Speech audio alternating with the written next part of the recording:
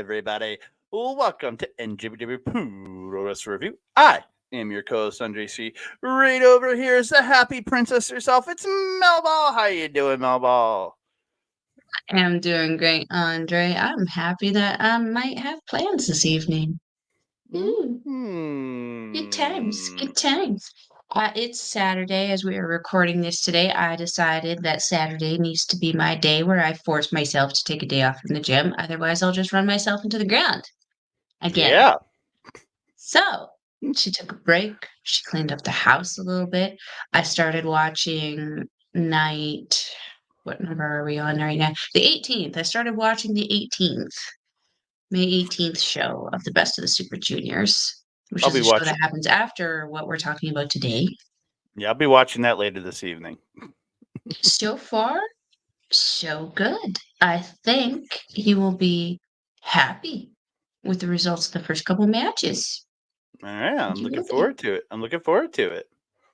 Don't worry, that happiness will be quickly snatched away, but you, you will enjoy it.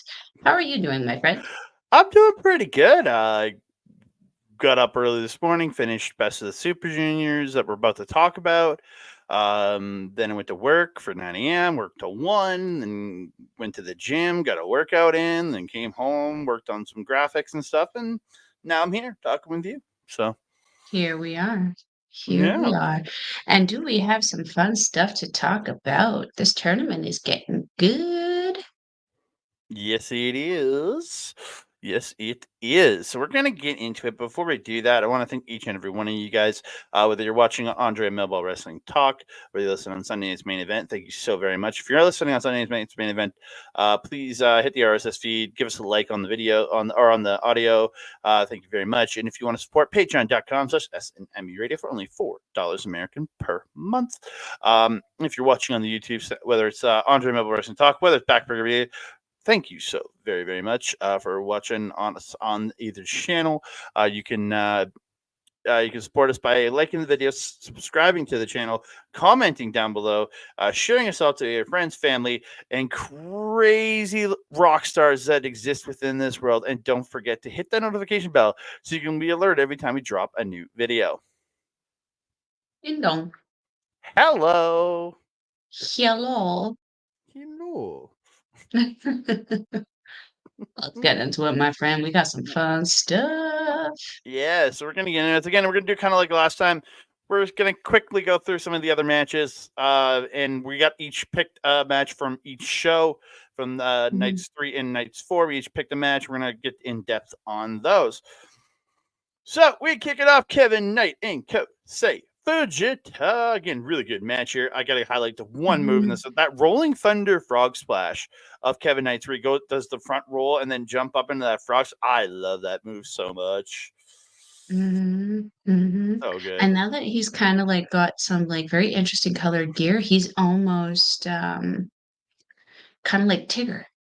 Mm. Springs in his feet, and he's just a jumping bean. Holy heck. Oh Quasi yeah, Fuji though.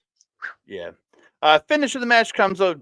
Kevin Knight backflips out of the German, landing on his feet, hits sky high for 2 to Kosei Fujita. He follows up with the pendulum DDT, and he gets the win. I was a little Mhm. disappointed, a little hurt, Kosei losing here, but was happy for Knight because again last year wasn't his best performance, and No. he seems to be like taking another step up here in this tournament. Yes, I have to agree. The last year it was really weird because like weren't Knight and Kushida IWGP Tag Champions? And And they they took a kind of bunch like of losses. They took a bunch of losses. yeah. I mean, yeah. It was kind of like no bueno. Um Now though I mean we've already seen Drilla taken a couple losses at the beginning of the tournament here. However, we've had some developments, two shows we got to talk about, plus the show that we're not talking about, which was today, the 18th, which is another one where we saw an interesting development in that. So yeah, it's very interesting to see how the titles are almost a little cursed in this tournament the last couple of years. But Kosei Fujita, man, what a showcase for him to be able to show off some of his technicality, but also at the same time, Knight got to show off some of the aerial springs and his steps that he has that just rocket him to infinity and beyond. It's fun to watch him wrestle because he brings this like positive energy and then he's learned how to get the crowd going in Japanese. Like he starts speaking to them throughout the match. It's really, really awesome to see. Yeah. Don't got anything else to say on this one. Yeah. So we are going to move on to Blake Christian versus Yoshinobu Kanemaru.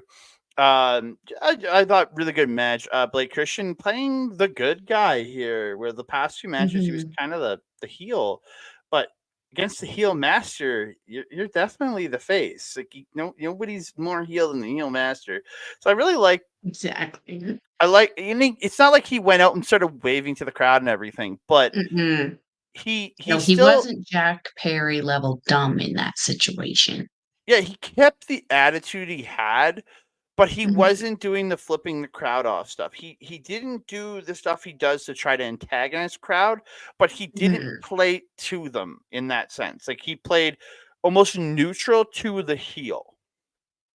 Yeah, yeah, he was kinda like, the crowd was booing him like he has been requesting from the beginning of the tournament, Mhm.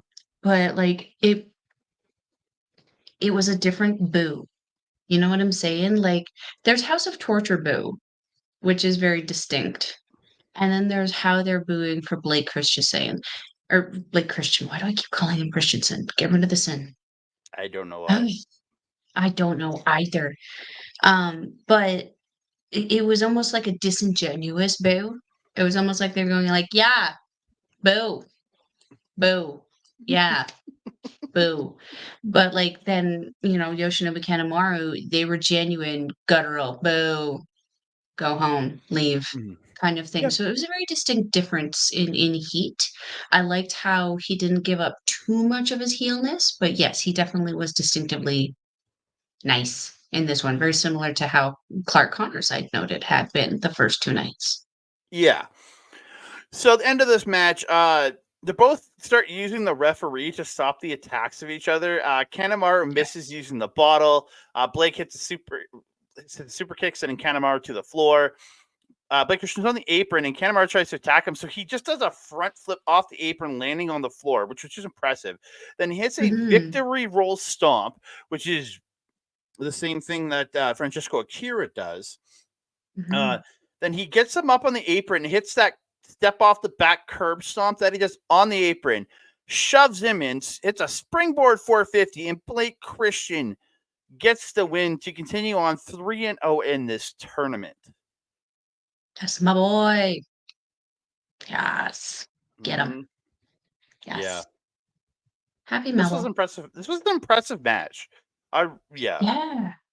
I mean, I'm not gonna lie, like I've mentioned before, Yoshinobu Kanemaru does have the kind of similar tactic. He likes to bring people outside and he likes to attack the legs because he's setting up for that figure four. But he always has this just unique way and style of doing it, depending on who it is that he's facing. And this was no different. It was a very impressive bout for him. Everything he kind of does, I feel like Yoshinobu is very underrated for how Oh, yeah. good he really is. He's kind of like it's almost like he doesn't quite want the spotlight, and he's very happy to just kinda do the Fale thing and kinda elevate everybody around him and who he interacts with. Makes me happy anyway because he still gets up and goes, and he's never like, I haven't seen a tournament yet with him not in it. He's always made the cut. Yeah, because he's all, no matter what this man is going to, he usually picks up minimum 4 points in a tournament. Like I don't Mhm, think even in tag team, you always see is his team or him get a minimum of 4 points every year, if not 6 to 8. Because this guy is a quality. He plays quality spoiler at times to people. And then he's also just gets these great victories. So like you think, oh, they're mhm, raising him up, but it's like he never quite makes it.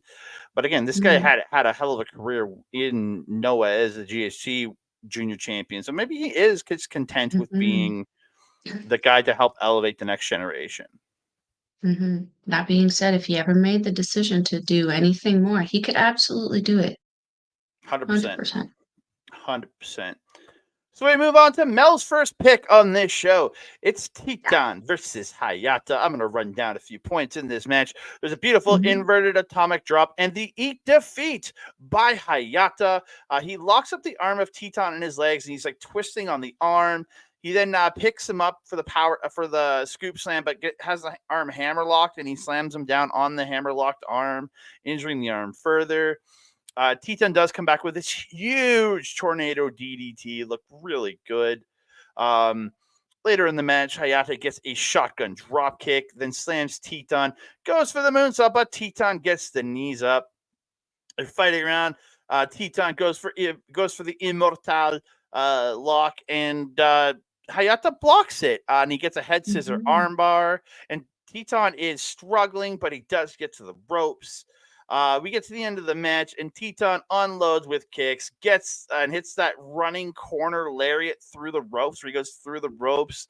He goes to the top, hits the top rope double stomp, applies the immortal, transitions that from the headlock into the from the Moodalock style into the straight jacket style choke, and Hayata is forced to submit in an absolutely incredible Mhm. match. I see why you picked this. Mm. Yeah, and I had high expectations for this one. It did not disappoint. Mm-hmm. Holy fracking. Um, there was that, tope that Teton tried to do, and Hayata just kind of Samoa Joe just sauntered his way out of the way, causing Teton to kind of redirect himself and come down on the outside there. That was when Hayata started really picking apart the arm. And it was an interesting tactic because he knows he has to use his arm to kind of pull up on that choke for Immortal. So it made sense to me that he would set that up, but then also that arm bar definitely made that arm soft and squishy for that Mm-hmm. arm bar. There was that atomic drop that Hayata does too that I really like. Um, I don't know why, but like we usually see it people do it when they're facing away from each other, don't we? Yeah. Like where they're like spooning essentially. Yeah, that's the basic atomic drop because it's meant to hit like the tailbone area. The atomic drop is supposed to hurt the tailbone and like area. When you do it the other way, it Mhm. obviously hurts another part of the body and Hurt, on the it male hurts your anatomy. nads. Yeah. It hurts your nads, yeah. Hayata does it really well. Sorry about your nads. But yeah, he just I really like the difference in styling. It's something a little different because Atomic Drop is one of those simple but obviously effective because Mhm. it hurts your butthole. Um, but like the other way around, clearly more effective, I guess, especially for the guys. I really felt that this was a punishment match where Hayata was just at one point just punishing Teton and his arm throughout. He seemed a little vicious. I also wanted to note that I noticed today Hayata has actually changed his look throughout this tournament. When he first came in, he had a little darker hair. And then in this match, he kind of had blonder hair. And then on the next show also, he did have blonder hair, but on the 18th, he's back to that dark brown. He's kind of pulling like what we usually see in Stardom, Mhm. particularly with someone like Amisore or Suri or Mirai, where he's just dramatically changing his hair, but it's like in a series of a few days. It's Yeah. been very interesting. That keeps the look fresh. And then he also sometimes wears contacts. Sometimes he just is brown-eyed. Sometimes he's wearing those like whiteout ones that like just leave your pupils and Those are so creepy. yeah. He wore those on the 18th show, just an FYI. They were kind of creepy. Mm. Um Yeah, the reversal of Immortal into that armbar was just so cool because you could see him kind of looking and waiting. He was like waiting to sink that into him and trick him. And Teton's just sitting there like, "Yay, I'm gonna do my thing." Kind of taken by surprise there. It was really cool. I really, really like the Matrix bend that Teton always does. He just does it so crisply and so good. Followed by that, is that a Pele kick? Mhm. Something. backwards kick thing that he Yeah, does. Pele kick. I know there's been other names for it, but it's essentially a Pele kick. Yeah. Yeah, and Hayata, I believe, also returned a Pele kick after that point. It was really, really neat. Yeah, that shotgun drop kick that Hayata does is so good. Mm. Teton took it like a champ. Holy heck, he went flying on that one. The flurry of strikes that these guys had back and forth before going into that kind of finishing transition of that. What are we calling that? What is that forearm called? Where he does that flying forearm all the way through. Oh, it's like a Immortal flying. forearm? I thought it was like a lariat through because it reminds like Miz An does the same. immortal lariat. Miz does the same thing in WWE because he runs in the corner and he leaps through the middle, but he doesn't go flying to the floor. He like lands like feet on the apron. He's still kind of Mhm. halfway in, and then he rolls himself out. But yeah, Yeah. So yeah, I don't know, the immortal lariat then. That is really, really cool. I love that. With the follow-up with the double stomp into Immortal. The mm, way he reefed on Hayata too. Like Hayata's hands were trapped under his chin. He wasn't really in that choke, but he really caught the feet and then pulled his back, pulled him almost right up into a cobra, if you know yoga. It was crazy. This is the second loss Hayata has taken in the junior division as a heavyweight champion. It's very interesting, very mm. curious. And I'm interested to see what Teton's response is to this because now that's him and Clark Connors who potentially have their foot through the door to challenge for a Noah title. I'm excited. Andre, what do you think of this one? I thought I really enjoyed this. Like the Teton is just something special in professional wrestling. He can. I don't think there's a person alive you could have a bad match with outside of maybe one, but we won't talk about that person. We don't like to talk about that person. Um,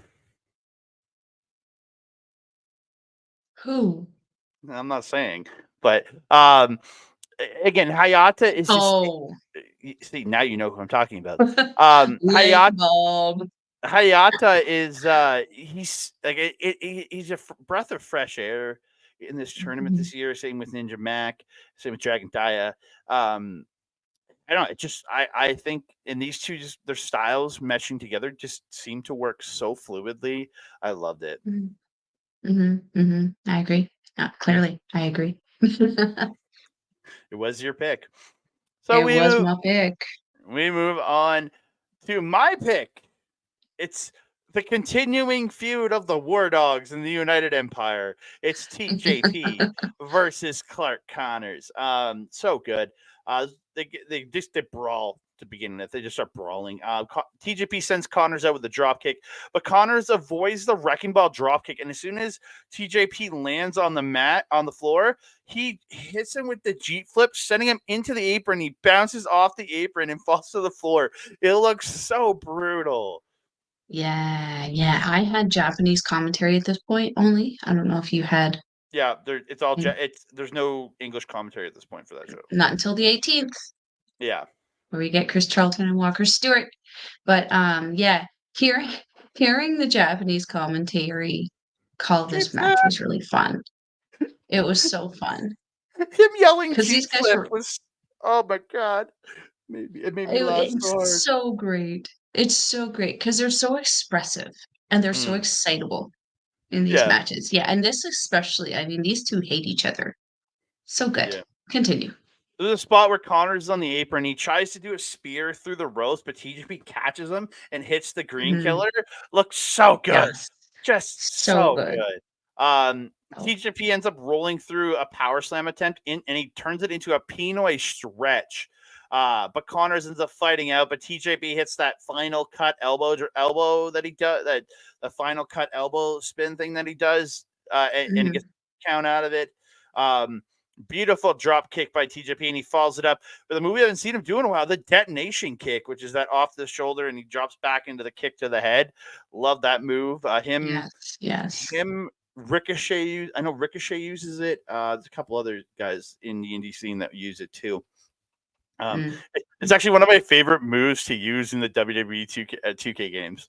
It's the detonation kick. Yeah. That's fair. TJP gets sent to the apron. Connor spears him through the ropes to the floor, which looked great. Then he gets him back in the ring, hits another spear, but can only get two. TJP dodges it to the corner, hits a tornado DDT, hits a spear, hits his own spear. He goes up, but Connors pushes the ref into the ropes. TJP gets crushed on top. Connors gets up. They're fighting back and forth. He eventually gets a suplex and rolls through, hits no chaser, and Clark Connors is your victor. And I thought this match, just the way these two, again, they've been feuding for so long.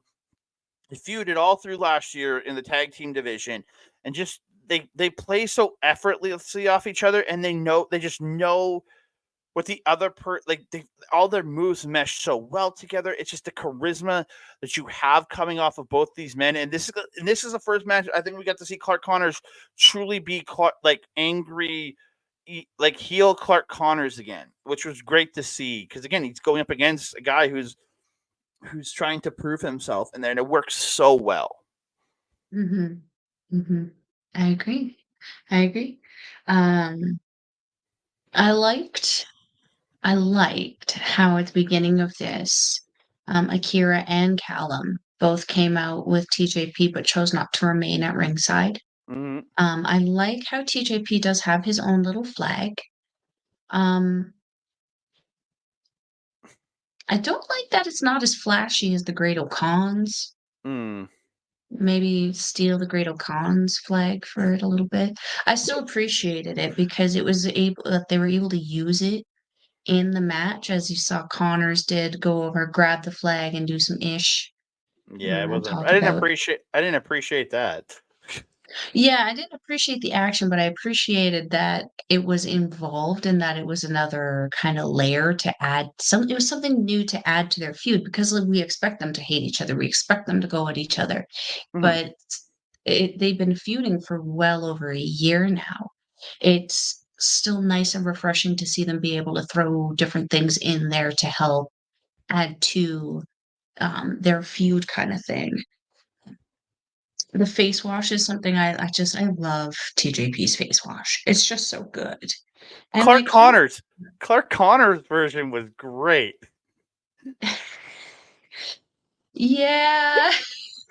Hate to admit it, but yeah. He started. It's just that So he started doing it, then flipped everybody off. I'm like, oh my god, so good. I mean, that's Clark Connors, right? I really like his aesthetic and how it's like kind of all over the place. You never really know which version of Clark Connors you're going to get. So you could see there was some little cornrows that he had in his hair after the match. And he's also wearing his gear that has the pink accent on it again, which I like. I don't like the boots so much, but No, I don't know what it is with Connors, but I'm not a fan of his footwear at all. Because he has those kind of cowboy boot looking ones too, and those ones I'm not a fan of too. Because he looks like they're not very tight. Like he kind of stumbles a lot in them. it's him and Nick Nemeth whose boots I just don't like either of their boots. Gato. I can live with Gatos, but like just He those two. has floaties on the bottom of his shoes. I know, but it's funny. They look like boats. Like those blow up boats that you see on the bayou with the big fan on the back and the inflatable butts? That's what his shoes look like. They're just missing the fan. Back to the match though. Yeah, you mentioned the body slam where TJB transitioned into that submission. What was it called? The Pinoy stretch. I don't know why I wrote down an STF. That's what I thought it looked It like. is it's actually it's actually a version of the Regal stretch. William Regal's submission, which is a version of an STF. So No, well, there you go. So I sort of was right. I was on at least the right track mm, and not in a different ball game like I yeah, usually am. Yeah, the spear through the ropes by TJP was phenomenal. So good. So impressive. Yeah, that's all I got on this one. This was a great match. Good pick. Yeah, once I saw it, I'm like that. As soon as I saw it, I knew you had already messaged me about your pick, and I'm like, this is my pick, 100%. This is my pick Yes. because I thought they did so good together, man. We Mhm. move on. Main event of the evening. It's a Bushi, Bushi, Bushi. Bushi? Did you see any Bushis in the crowd? 3. 3. Ooh, any And desperados in the crowd? I did not notice any desperados, which is interesting because his mask is more easily accessible. Hmm, Mhm. interesting. But I So did the see a Teton one. Did ooh, see a there's a Teton. Teton on this show. It was next to the Bushi. Bushi. So Bushi is getting set up. He go at the end of this match. Bushi is setting up to go for the MX, but Desperado reverses it into a stretch muffler.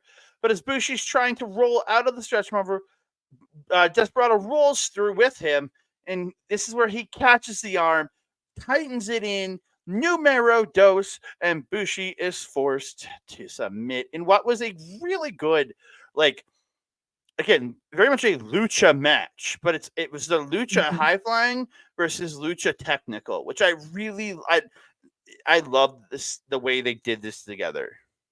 Mhm, mhm. It was very much a showcase of that Lucha Libre because you said that we're gonna be getting a Fantastica Mania US show soon. Yeah, very July. excited about that. This is what you get to look forward to, this Mm-hmm. kinda styling, and, this style just meshes so, so well with the NJPW strong style. Ugh. Mm-hmm. Yeah, this was a great main event. I really or sorry, I went to the wrong show. This was the main event, right? This was a main event. Yeah, yeah. Sorry, I went to the next night's show already. I was kinda looking at my notes like, "This does not look familiar." Yeah. Yeah, this was a fun main event. Really nice way to end the show. If I remember correctly, Desperado was, pretty short and sweet with his closeout, with the crowd on here. Yeah. Very appreciative. Yeah. If I'm not mistaken, didn't Bushi wear his, multi-nation gear? I think he did. Yeah, where he has the pattern of all the little flags all over his mask and his gear. Yeah, I think that's what he was. I think I can't remember honestly which one he was wearing. He I he, he feel like changes his that's gear. his It's his different. Go ahead. I feel like his tour this tour is the purple and black gear, as Mm-hmm. well as the purple and white gear and the white flag gear. Mm-hmm. He's always I changing didn't it write though. it down. Yeah, I mean, it keeps it fresh, right? Especially with all those different masks and stuff. Him and Kevin Knight both keep changing it up, so which I like. I like variety. See? See? Yeah. This is partially why we love some of the Japanese women, like Julia, constantly changing her look. Damn. Tanaka, another one, constantly. Natsupoi, constantly. And look at Suzu and Mei Mei. We could go on, but Oh we yeah. will be here all night. Yeah. So we move on to the May 16th night number 4 show. We kick it off with Mel's pick. It is Kushida versus Francesco Akira. Again, uh I was excited. I'm not in the right place for my notes. Ah, God, there we go. Yeah, again, these two are it's just I seen again, these are two guys that I seen to flow so well together. There didn't seem to be a hiccup at all. And two guys that really, outside of maybe last year, and they had a couple tag team matches together over the last year with Jet Setters getting involved, but like not a crazy amount of singles with these two. Yeah. I like the way they work. Um, Kushida really working over the arm in this match, getting just work. That's what he does. He has that hoverboard lock as his main finish. So he's working over the arm throughout. There's a great spot where Akira does this slingshot over the top into a cutter. Oh, that was pretty. That was shades of Osprey right there. Very much so. Very, very Yeah. nice. Yeah, Akira reverses a hoverboard lock attempt into a beautiful release German. Um, Kushida reverses the plancha to the floor into an arm bar. Then he hits like a running like a bulldog, but with the arm bar. It looked painful as shit, man. And he did Yeah. that on the floor. It looked great. Akira Mhm. gets Rancho in the corner. He falls with a head kick and hits speed fire, but only gets two. In the end, though, Akira trying speed fire. It goes for a speed fire off the top rope, but Kushida ends up snapping the arm on the top rope. Um, but Akira comes down and he super kicks him up top. But when he comes back up, Kushida gets the hoverboard lock on him on the top into a suplex, landing, rolling through into the hoverboard lock, and Akira eventually has to tap out. Man, like just incredible finish with the hoverboard lock suplex off the top, holding it the entire way, and then rolling into Mhm. the hoverboard lock on the ground. I was like, oh goddamn. Yes, yes. This is a match that, like, again, you said they flow so well together, but this is not something that we typically see Akira kind of having to mess with. Mm-hmm. Akira very much is a high speed wrestler. The faster he goes, the more deadly he is. And Kushida knows that. He's wrestled Akira enough, clearly, based on this match, that he knows what's gonna happen and where to kinda get Akira to slow down, and that's what he did. He wrestled so smart this match, keeping Akira's speed down, down, down, so he couldn't get that momentum that he would need. But Akira, partway through, started wrestling very, very smart himself. He started catching on to what was going on. He started reversing and having an answer for a lot of what it was that Kushida was trying to give to him. And that's how we ended up in this amazing kind of wind down at the end of the match. Kushida really working that arm of Akira, softening it up for that hoverboard lock. And oof, that was so smart. Kushida, I'm happy to see this resurgence for him, pun intended with the last show. Because again, the last year was not particularly kind to him, and then just coming back from what does Charlton call it? His excursion in the US. Mm-hmm. Um, Coming back off of that, he's kind of been teaming with Motor City Machine Guns again, kind of rejuvenating his name. I'm looking forward to see what he does for the rest of the year. What else? Uh, the last thing I wanted to say is that when Akira did have those moments where he started to pick up speed, it looked fantastic. He looked just in his element. This was a match of two men just in their elements, having fun, doing their thing, putting on a banger of a match. I enjoyed this one so much. Obviously. Yeah, Andre, what do you and they think? would. Oh, I talked about it as I was recapping. I love this. I thought these two again they flowed so well, but I still want to see Kushida move to the heavyweight division. But the thing is, he's 41 now, and yeah, he's 41. I just looked it up, and it just I think it's almost too late for him to move up now. But he's still wrestling such a high level. Things I don't want Kushida back in New Japan full time if he's a junior. I'm okay with him being off in TNA, doing his thing in the States. Um, if he's with it still within the junior, coming back doing odd junior stuff here and there. But if he wants to Mhm. go heavyweight and start working with a lot of the heavyweight guys in New Japan and work more dates in New Japan, I'd be down for that. Because again, getting to see some of the heavyweight guys work with what Kushida has, I think that'd be very interesting. I think it would depend on the heavyweight guy Mhm. for sure, but that would be interesting to see because, like, I wouldn't mind seeing him face somebody like Shingo Takagi. That would be a great match. But I wouldn't like to see him face somebody like Jeff Cobb. Jeff Cobb would obliterate him. But what I would I love to also see is would. oh, I would love to see it because being he's junior, I would love to see him challenge for that strong open weight title against Gabe Kidd because I think that match could be absolutely incredible. Yeah, see, that one would be a good one. Another one that would not be good would be El Presidente. No, I please feel God, like no. that would be just unfair to El Presidente at that point. Yeah, I don't have anything else to say to this one. This was so good. So good. I literally just thought of something. Except Yeah. for the six-man title defenses, every time Tanahashi gets challenged, he just says send out Bolt and Oleg to face them in his place because it's like, here you fight them, big man, No. fight them for me, big man. Let me actually. No, it'd be like sending out Kung Fu Panda to defend you. Come on now. Kung Fu Panda was awesome, man. What are you talking about? Kung Fu Panda is the shit. That was weird. What No, I just thought I saw something on my camera. me? Weird. I'm on your camera.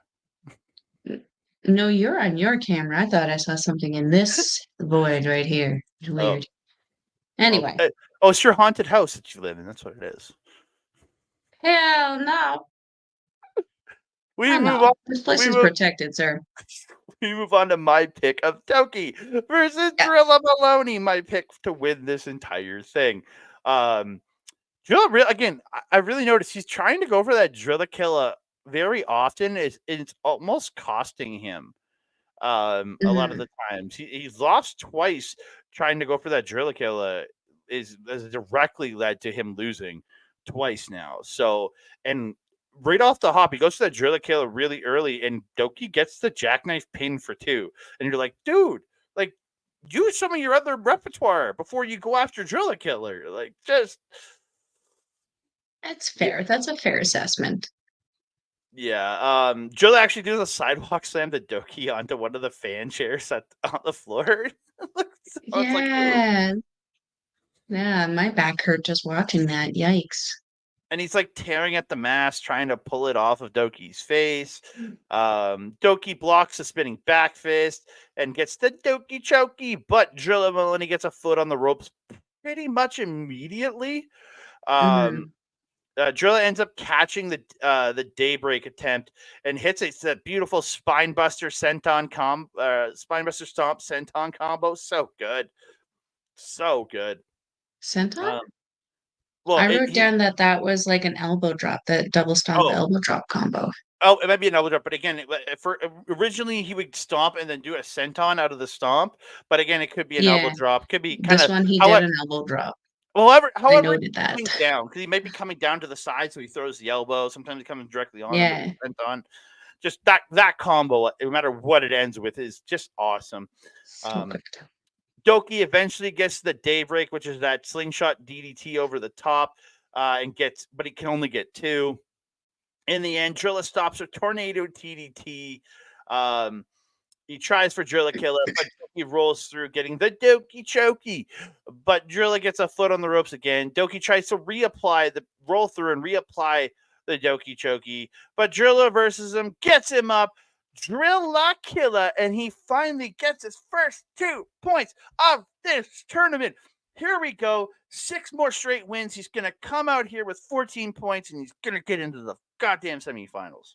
Let's go. Such passion, such Mm-hmm. passion.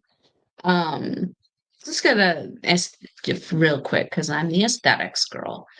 Drilla looking really pretty, and I mean that in the most heterosexual way. Like he looks so good. He comes out with the man bun, and that beard is perfectly manicured. There is not a hair out of place on that beard. You have to admit that's a nice beard. This Mm-hmm. picture is outdated. He has a full beard. He looks he looks dashing, looks handsome. And I, I he didn't do it in this match, but like I keep going to the 18th. He managed to wrestle the show on the 18th with his man bun completely intact. So he left as pretty as he came into that match. I got to appreciate the prettiness. That being said, though, this man was freaking savage in this match again. It was like whatever kind of like do that him and Connors were doing at the beginning of this tournament kind of got forgotten in this show, and we started to see the savagery starting to pop out again, which I appreciate. That as we mentioned, the Daybreaker attempt that got reversed into that spine buster, which I love spine busters, especially when they're just kind of popped off out of nowhere. He definitely did that, and he forced him down to the ground. It was very, what's the word, authoritative. Mm-hmm. And yeah, that double stomp elbow drop combo is just It's a personal favorite of mine. It's one of those things where it's just so simple and quick but effective. Um, yeah, Doki Choki. Just love the Doki Choki. Commentary doesn't call it the Doki Choki. What do they call it? Or what do they? I really? Yeah, I haven't heard them call it the Doki Choki. I think that's just an English commentary thing. I think that's more of a Genoism more than Yeah, I think so. yeah. A Genoism that is held in memory by Chris Charlton, Kevin Kelly, and Walker Stewart. Callum Newman, Robbie Eagles, all those guys trying to do it. Everybody, yeah, essentially, yeah. Yeah, good pick. Good pick. Yeah, This would have been yeah, my second choice for this yeah. night. Well, as soon as I watched, I think I sent you a message at like 6 a.m. or like 6:30 a.m. this morning after finished watching it, and I'm like, I'm taking this match. I'm just like, because you hadn't sent me your pick for this night, and I'm like, I'm taking Douki versus Drilla Moloney. I just flat out said it. I'm like, I'm taking this one because I'm like, I need It's to. fair. Yeah. It's fair. We move on. Ninja Mac versus Show. So I'm going to talk about the beginning of this match. Show comes out dragging Ninja Mac to the ring. He's like half dead here at this point. He stands above the ring, Mhm. like in the corner. The ref rings the bell. And Show gets a scoop slam and gets a tap out submission. Oh my. But then the real Ninja Mac runs out.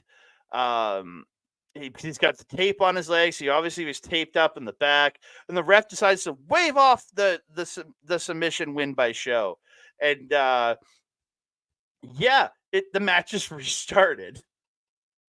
I was like, okay, I'm not gonna get mad at this. This is very Yano esque, but I really like because again, this is a fully masked guy who it's very. He has been wearing his like sleeves on some of the shows. So again, Mhm. I don't know who it was. They didn't. I don't think they ever did. They reveal it after the match. I don't know. I don't remember. I mean, if in my head, it's a little thick, because why else would they need the sleeves? To hide his tattoos. Yeah, or could have just they could have just like stolen a young lion or something and made and like beat him up and then dragged him out in a Ninja Mac But then costume. why hide the arms? I'm Unless not it sure. was, what's his name? Kato? Katsuya Murashima? Because he Could have been does one of have that kind of skin issue. could be. But I don't think that no, they're not large enough. And when I say large enough, I don't mean tall enough. Sandra Mack's a little taller than them, and he Yeah, is a little thicker yeah. than the young boys, which is why I immediately went to Togo because Togo kind of has Maybe it that was kind of Yano. build. Maybe it was Yano. It was not Yano. He walked too well. I know it would Also, have been funny. Yano's feet point outward when he walks. This guy's feet pointed forward. Just a little note. Yeah. So we get into the match. Max sends Show to the floor, and he hits these multiple backflips, and Fosbury flops over the top on the Show on the floor. That looks so good. So cool. It was really cool. This guy is amazing. Hmm. I'm gonna. If you want to see some more amazing stuff by Mac in this match, go check it out. It was really good. New Japan World. Hmm. I'm gonna jump to the end. Show pushes the ref into Mac, and the ref gets knocked down, and he hits a spear to Ninja Mac. Show gets the wrench, but he goes to hit him. The other Ninja Mac is in the ring. The real Ninja Mac appears behind him, takes the wrench, but Show drops his knees. He's banging off. As Ninja Mac's like, okay, and he turns around to go drop the wrench, and Show rolls him up, but the ref still isn't up. So Mac drops Show with a kick when he gets back up, but he misses the Phoenix Splash, but he gets a lariat, and he gets Show's championship belt. Um, but the ref takes it away from him. As the ref who's recovered takes the belt and puts it back into the corner. Show gets the low blow, he gets the win. This, but again, it wasn't as tortury as usual. At least like even No, I would all agree about with him. that. Yeah. I think it's because at this point we're missing a few key members. Yeah. Well, mercifully. the Oh, no, evilest they're of them back by now. well, no, the evilest of all of them all might still be hanging out in the States because he might be hanging out with his wife there over there, hanging out with Io That's Shirai. true, that's true. Yeah. That is true. Um, yeah, I don't have a whole lot to add to this. This was kind of like, as you mentioned, it wasn't as tortury, Mm, but it by no means was also not not torturous as well. That makes sense. Um, there were shenanigans. They were not to the normal level of shenanigans, but they were close. They came mm, pretty darn close. I still thought it was a really fun, unique way because we knew Sho was going to cheat his way through this tournament anyway. mm, I felt it was a nice, fun, unique way, and clearly that someone was down to go with it. Um, it's a nice, refreshing kind of spin, and a kind of like a nice, different way for Sho to obtain his win, which I mm. appreciate because at least there's some creativity going on. Yeah. It's changing it up, but it's still allowing the guys that he's working with, for the majority of them, to have really good matches with him because he's doing a lot of while he's still pulling his crap, he's still doing a lot of good work in these matches. I find when shows on his Mhm, own, outside of the couple title matches that he's had over the last while, he's got some really good stuff with certain people, especially when you're getting in these tournaments where he's getting multiple matches in the span of a mhm. couple weeks. He seems to be doing a lot better work. Mhm, I Yeah. agree. It's been really weird to, like, see how he's transitioned over the last couple of years because like, he was with Yo for the longest time. They were the Tempura Boys and then Pongi 3K, and, like, Yo was actually more the charismatic front person, and Sho was kinda the, like, Mm, quiet, reserved one who was just there, and then he turned on Yo and joined House of Torture, and now he's become this, like, Kota Ibushi level oversell kind of charismatic kind of person, and it was almost like he took all of the charisma from Yo in the same moment until he mm, hooked up with Leo, and he's kind of refound that. So it's interesting to kind of see the change and how it's impacted his ability to wrestle and have decent matches. mm. I think you went too Mhm. far in the way of the personality and doesn't focus enough on the wrestling. Which is unfortunate because he's such a good wrestler, and we know he's a good wrestler. It's some bullshit. Yeah. So we move on to Hanaromu Takahashi versus Dragon Dia. There were some Look at the dare. picture. It looks like he's giving him a wet willy. Oh, it does, and he's just like, "Ooh, why are you He's like, doing "Ooh, this?" your finger's in my ear." There were some dare. I saw some Daryls in the crowd. Yeah. Didn't Connors eat one in his match? I don't remember, but he might have. I think he yeeted one after his match. I didn't notice the aftermatch part. Hiromu ends up presenting a signed photo of himself to I think it was Milano Collection AT. Correct. There, yeah, yeah. I thought that was cool. So in the end, at the end of this match, so we're just gonna jump to the end here. Hiromu gets the Mhm. knees up on this awkward 450 splash by Dragon DX. He kind of, as he rotated around, he kind of landed on his feet and went into the rotation and it hit the knees, and it looked rough. Of a pretty rough 450. And then he rolls him through, getting him into the fireman carrier, rolls through and up, hits the time bomb, the original time bomb, the Death Valley driver, but only gets two. He follows up with a pumping bomber, but I think he has another name for his pumping bomber. What's it? But it's essentially the pumping bomber, and he picks him up. Time bomb two, and Hiromu Takahashi gets the win. Yeah. I didn't not expect this one, unfortunately. It just doesn't look like they're this looks like a showcase for Daya, but not so much Mm. a let us put you in our semifinals kind of thing, which is Yeah. unfortunate because he's actually very, very good. Very good wrestler. Mhm. Um, I don't have a whole ton to add to this. I felt that this was kind of what I expect out of Hiromu. I'm impressed by what I'm seeing from Taya. He definitely seems to be like that kind of upcoming new aerialist who's going to be. He's almost like, maybe correct me if I'm wrong on this, Andre. He kind of feels like a Japanese soy boy. Uh, yeah, I see it. Yeah, just not Mm, as good, just not a as good at, similar just not, style. just not as good at 450s. So that's Soy Boy. Yeah, soy boy's definitely very good at that. Yeah, But yeah, he kind of has that aerial traditional power style, depending on the size of junior that he's facing. I'm impressed. I'm impressed with what I see. I am a little disappointed that his skateboard seems to be a nice weapon for everybody else but him. yeah. Um, It makes me sad in a way for him because he's getting beat up by his own yeah, stuff.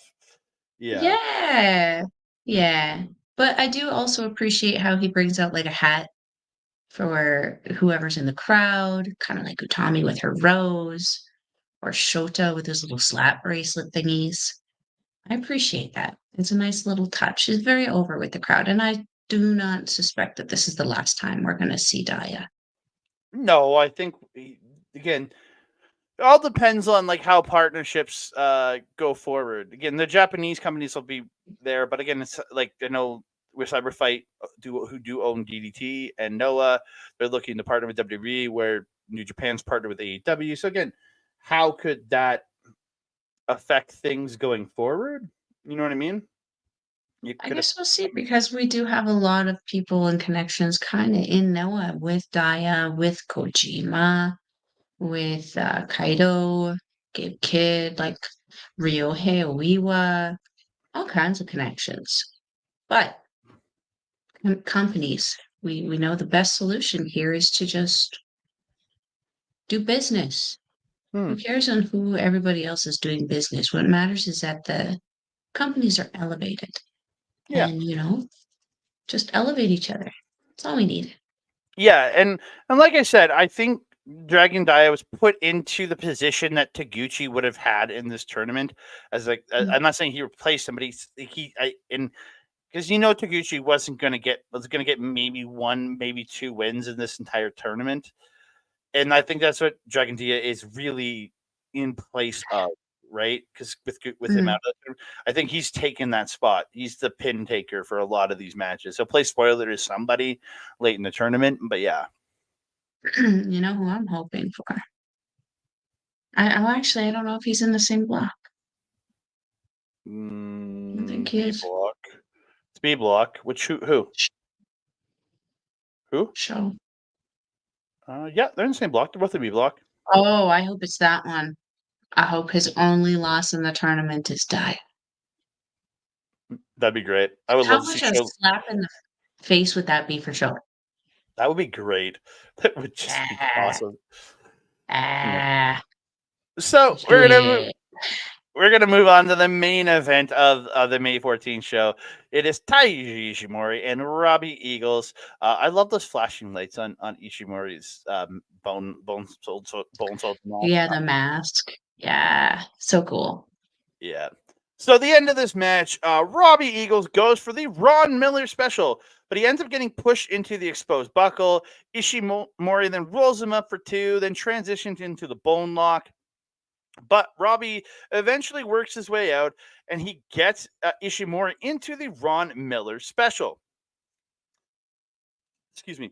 Ishimori works his way over to the ropes. So before he quite gets there, Robbie Eagles lets go, pulls him back to the center to readjust, but Ishimori almost looks like he small packages him, but he rolls it up into Bloody Cross and hits it, and he gets the win. And I really love the way they transition into the Bloody Cross there. And he's been doing this Mhm, match, like transitioning stuff into a Bloody Cross for the win. It's looking great. mhm, mhm. He's done Yeah. that a few times throughout this tournament, and I absolutely love it because it looks so good.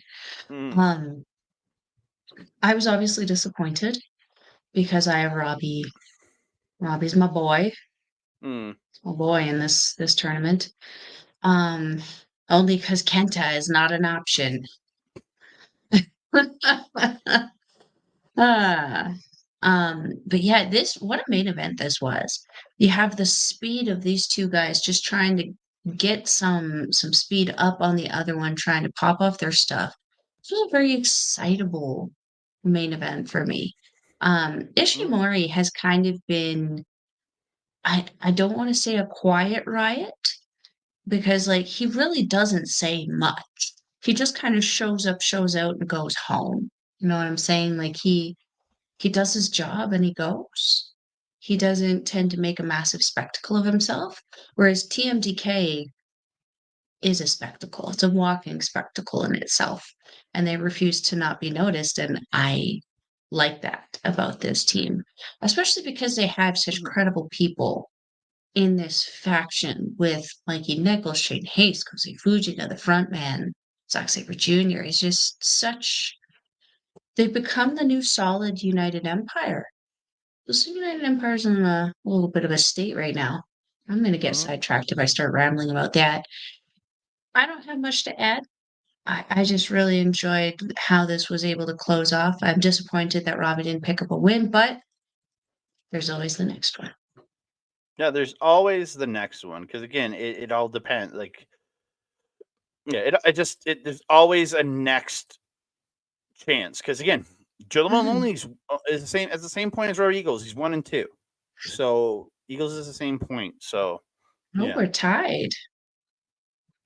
yeah, we are tied. So we're gonna go. I want to go over the blocks quickly. The points for you. Oh, I made a mistake there. There we go. So in a block you have Heaton and Blake Christian, each with 6 points leading the A block. You have Al Desperado and Kevin Knight, and also Clark Connors with 4 points. Then you have Hayata, Yoshinobu Kanemaru, and Kosei Fujita with 2 points. And then you have Ibushi and TJP with 0 points, 3 matches in. So it's not exactly how I thought the table would be set right now, but again, everything can change. There's still 6 matches to go for everybody. So Mhm, mhm, mhm, mhm. Yeah, and I've said it every video, every time we have these tournaments, there's always that Cinderella story. They love that Cinderella story. So it's going to be a toss up, and we see a couple really good front runners for it. Yeah. yeah. So and we're gonna jump over block B. We have on top we have Kushida and Taiji Ishimori each with 6 points. We have 4 undefeated wrestlers within 2 blocks, which is pretty impressive. Hmm. You have Show, sadly, and Ninja Mac each with 4 points. So Show, if they keep going and keep tied, Show gets the tiebreaker over Ninja Mac, which makes me mad. Show shouldn't have tiebreakers over anyone. Then you have Drilla Moloney, Robbie Eagles are our picks to win this thing. Francesco Akira, Douki, and Hiromu Takahashi all with 2 points. And then you have Dragon Dia alone in last place with 0 points. Poor Dragon. He'll get something. He'll get Yeah. something. I'm Yeah. hoping anyway. Yep. And not hit with his skateboard, I'm hoping. What a tournament we are having, man. Like, what a time to be a wrestling fan. Get access to Heck yeah. so many amazing wrestlers, so many different styles. Real privilege, my friend. Yeah, it really is. But it is time for us to get out of here. We want to thank all of you for joining us here. You can find me on the X at That Canada Guy, TikTok, Instagram, and Threads at That Canada Dude. You can find me on Facebook at Andre and Melball Wrestling Talk, or right here on YouTube at youtube.com/ at Andre and Melball Wrestling Talk. I'm a little burpy today. You can also find us in audio form over at Sunday Night's Main Event.com. Go over there, hit the RSS feed, put it in your podcast catcher, and listen to us talk to you in audio form and all the other great shows over on Sunday Night's Main Event. Uh, also check out their Patreon if you want to support them for only $4 American per month. I think it's 5 Canadian. You can get all the great content they put out and all the shows that are on the network. Should be ad free and get some perks on the Patreon too. So you get a couple extra shows, perks for go on with the show, and other things that go on there. So check out their Patreon to give them a little bit of support. You can find us over at twitch.tv/ our local establishment and youtube.com/ at our local establishment. You can find me Wednesdays doing Marvel Talk with my boy Ol Ed. We'll be back, not this coming Wednesday, but we'll be back on the 29th. And we'll have the MCU Rebound on that show talking Thor, The Dark World. And I'm not a big fan of Thor, The Dark World, but it's better I than Thor. mean, Loki. Yeah, but it's still it's a rough one. Even though it is Chris Eccleston as a bad Tom guy, Hiddleston makes everything better. he eventually got his own show. That's fine. This is just not my this Loki is not my jam. It's not Loki. The Loki's my jam when you get to Ragnarok. Then he's proper Loki at that point. That's the Loki that everybody I think fell in love that really loves is the one from Ragnarok. But Oh no, I fell in love with the Loki in the first one who tried to off his brother. that's crazy. So yeah, May 29th we'll be back with that. So check us out on Twitch and YouTube at our local establishment. Also want to give a big shout out to Mike the Ref for simulcasting all of our stuff over on Backbreaker Video, youtube.com/ at Backbreaker Video. If you want to see all Mike's live content where he's got his AEW watch alongs, go to twitch.tv/Mike the Ref, where you can hang out with him on Wednesdays and Saturdays and pay-per-view Sundays, watching some AEW together. And don't forget to check out the rest of the week where he's got gaming content almost every single day going on. So check that out, from sports to fantasy to RPGs to to fighting games, every kind of thing you could imagine. Again, game you can imagine almost is he plays on there. If you want to see replays of his great gaming content, go to youtube.com/at backbreaker_gaming, where you can find replays of him, Mr. PJC, Mr. Rick Jules, right, that guy right there, and their frequent guest, Kayla J. Kayla J. Kayla J. Kayla J. Kayla J. We love Kayla J here. Yes, we do. Melball, where can they find you? If you're wanting to follow a Melball, you can follow her on the X thing at Collins Melball. You can follow her on everything else: Facebook, Instagram, TikTok, Mastodon, and Blue Sky at Melball Collins. You can also find me on our local establishment's programming, Japanese Wrestling Update with this guy, every Friday night at 8 p.m. Mountain Time, unless it's not. And then we will let you know on our socials when it is coming out. Sometimes it's live, sometimes it's pre recorded, depending on how busy we are and if we have a wrestling show that night. So I believe this week we are going to be live. Yeah, we were Yeah. live. We were live last night because we're recording this on Saturday. We were live last night. We'll probably be live again this coming Friday, but the Friday after we're going to be at an LPW show. Yes. Yes, we are. Seeing Buzzy. Mm-hmm. Busted. Busted. Royce Isaacs, New Japan. Oh, Talk about New yeah, Japan. Senior Fringe, but he hasn't been wearing Senior Fringe recently. Kind of disappointed. I hope he brings the fringe. We're off topic now. Japanese wrestling updates. Stay tuned to our socials to see when that's happening. You can also catch me on Astro Bizarre's YouTube channel where we do our show Ladies Wrestling Showcase. We have a show coming up with a couple guests in line for the next few, so you want to stay tuned to our socials to see when that is coming out. You want to watch NJPW, we will leave a link in the description box down below. It is njpwworld.com.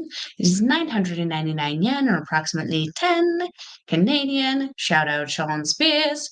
What is more like 750? Still an amazing price to watch some amazing professional wrestling.